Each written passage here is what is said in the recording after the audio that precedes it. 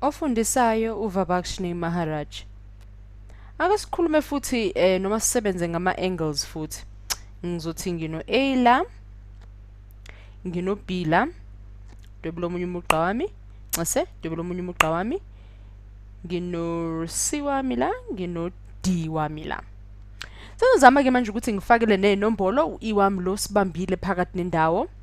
Sizama-ke manje ukuthi-ke ngifake iy'nombolo sibone ukuthi sisebenza siphuma kanjani uma sesinenamba manje siphinde sibe nama-angle. Bengithe ukuba bengithi hayi bo nakungenza amaphutha bengithe u-B lapho ngibamba i-angle yami la.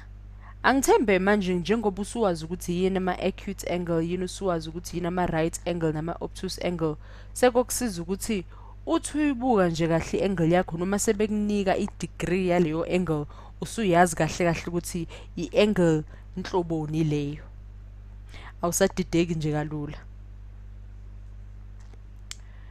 Asibukisise kahle-ke manje i-angle yethu, siyazi ukuthi sino-A, B, C, D, sibanjwe phakathi nendawo u-C. So sizame-ke manje ukufakela iy'namba. Asibheke-ke manje,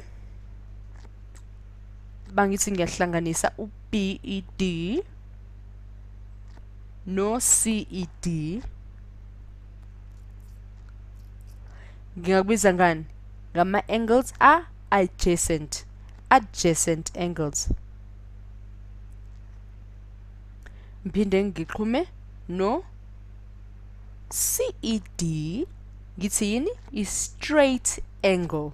Uyabona ukuthi vele sisuka le ka-C size ku-E size ku-D umugqa oqondile nje, ingakho singayibamba sithini? I-straight angle. Awusehle ngalana sibone ukuthi siwathola bemangaka ama-angle futhi siwabiza ngani uma sithi sithatha kulo mdwebo esiwudwebele la. U-BED, uyabona BED, ngiphinde ngithi CED njengoba kade ngishilo lapha phezulu ku-adjacent, ngaphinde ngithi supplementary. Ngiphinde ngizitholele ngithi BED beno CED,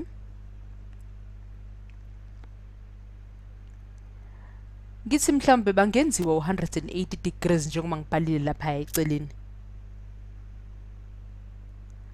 Ngaphinde ngithi 180 degrees ngoba yini u-BED njengobona ukuthi ususekelwe kwathiwa vele ngaphakathi ungu-170 degrees. Ukuze ngithole ngempela lo 180 yini engishoda ngayo, njengoba sengikubhaleleka impendulo lapho 110 degrees.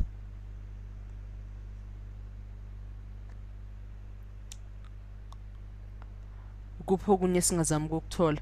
Sengiyazi ukuthi 110 wami sesowufaka lapha. Kungani ngivesene ngathi u-BED no-CED bawuhlanganisa uthola 108? Ngoba uyabona ukuthi umugqa wonke lo oqondile ungamela ini?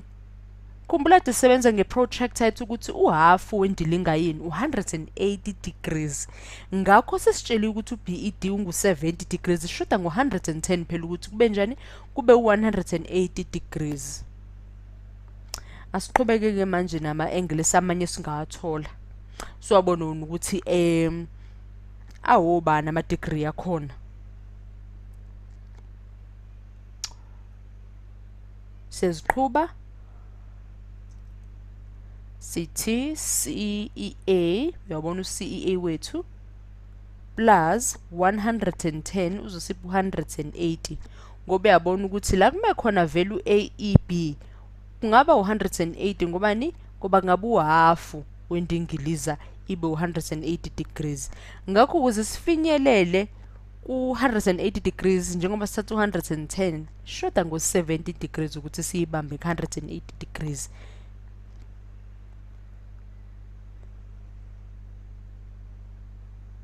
Akulula. Thanda ukubalula lokho esisebenza ngakho namhlanje. Thanda ukubalula kuqonde ngqo.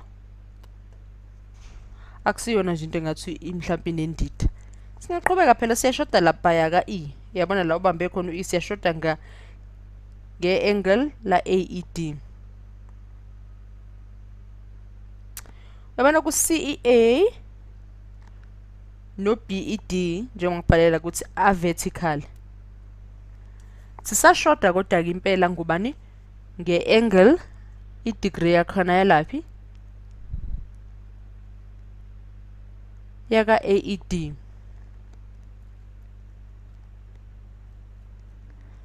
Bangithi CED plus AED nawo a-vertical. Kusho ukuthini?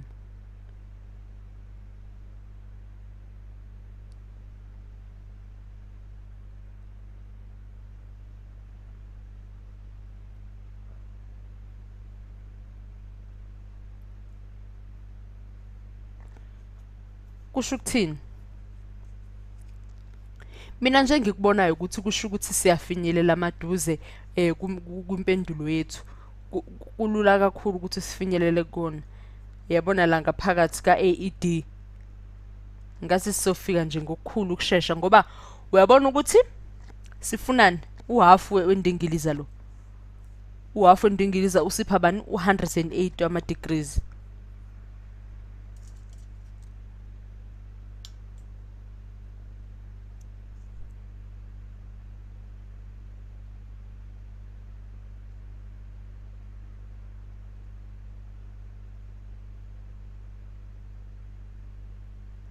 $110 okukade kuyicacile nje ngoba uyabona ukuthi nalaphaya i-angle ya CEB i110 singakho beshoda ngenye ya110 lapha ngezansi ukuze sibe nendingiliza eqoqeni ngoba phela uma isihlangene indingiliza yethu iba u360 ama degrees. Ngakho lapha phezulu uyabona bese sitholile 180 konke bakuhlangana nala ngezansi phela uma bala kanje indingiliza nje uyibona idwebelekile inkurawundi kanje sidinga wona u110 ukuze sibe no180 siphinde sibe no180 osipha u360 uma isihlangene indingiliza yethu ingu360 ngakho bayi-half ibanjani 180. Ngakho sesiyazi ukuthi ama-angle wethu wonke lawo esisebenza ngawo 70 ababili no110 ababili.